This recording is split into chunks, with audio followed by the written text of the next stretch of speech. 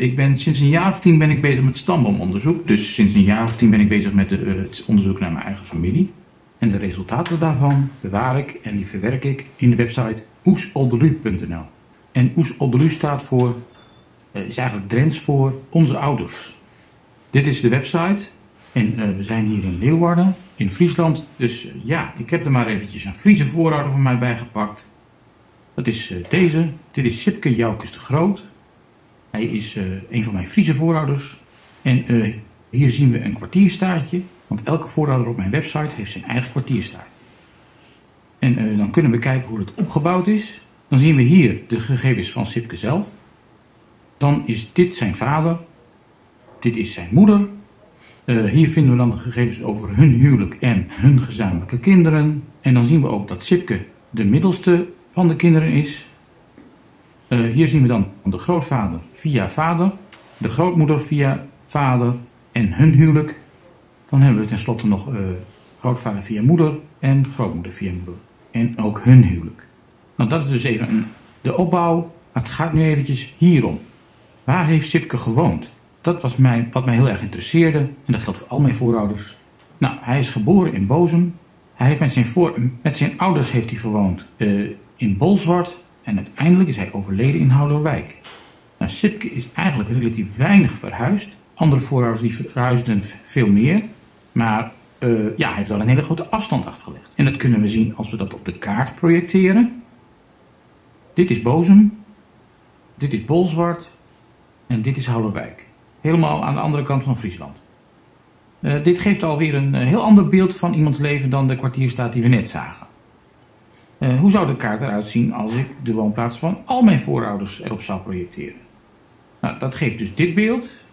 De stippen verschillen in grootte, want de oppervlakte van de verschillende stippen komt overeen met het aantal voorouders dat in die plaats heeft gewoond. De grootste stip is Pijzen in de Kop van Drenthe, want daar hebben zo'n 150 van mijn voorouders gewoond. Als we verder uitzoomen, zien we dat er ook voorouders woonden in het Zuid-Hollandse Duingebied en in Duitsland, vooral in Bentheim en in Liebe. Dit is een plaatje waar ik eigenlijk zelf uren naar kan kijken, maar er mist nog wel iets. En dat is de factor tijd. Het is nu nog maar een platgeslagen plaatje van 5 eeuwen aan verhuizingen. Hoe zou dat eruit zien als we de factor tijd erbij zouden halen? Nou, om dat te bereiken moest ik er een animatie van maken. De stipjes moesten gaan bewegen. En dat wilde ik dan niet doen op de achtergrond van een satellietfoto zoals hier, maar op kaarten uit de tijd zelf. En dat ziet er dan ongeveer zo uit. Het hele project viel vreselijk tegen. Ik moest namelijk 1100 stipjes gaan animeren. En al die stipjes verhuisden ook nog eens een keer of 5. Ik had dat gewoon verkeerd ingeschat. Ook het zoeken naar goede kaarten was een hele klus. Want een kaart van 17e eeuws Nederland met daarbij ook nog Noord-Duitsland, zoals hier, die bestond nog niet. Dus dat moest ik zelf gaan samenstellen. Uiteindelijk heb ik meer dan een half jaar aan deze film gewerkt, nog los van het archiefonderzoek wat ik moest doen. Wat valt op als de stipjes straks gaan bewegen?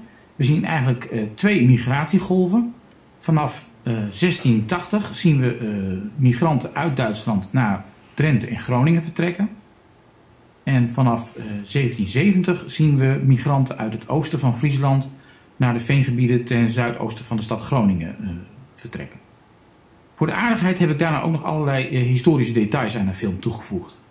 We zien bombardementen, stadsbranden, inundaties, dus opzettelijke overstromingen, natuurlijke overstromingen, de aanleg van de spoorwegen. En daarvoor moest ik van elk spoortraject op de kaart uitzoeken wanneer dat specifieke traject was aangelegd.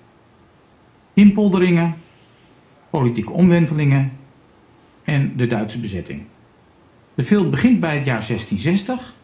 Daarvoor had ik ofwel te weinig voorouders of ik wist niet zeker genoeg waar deze mensen hadden gewoond. Een jaar duurt in de film nog maar een halve seconde, dus het gaat echt vreselijk snel.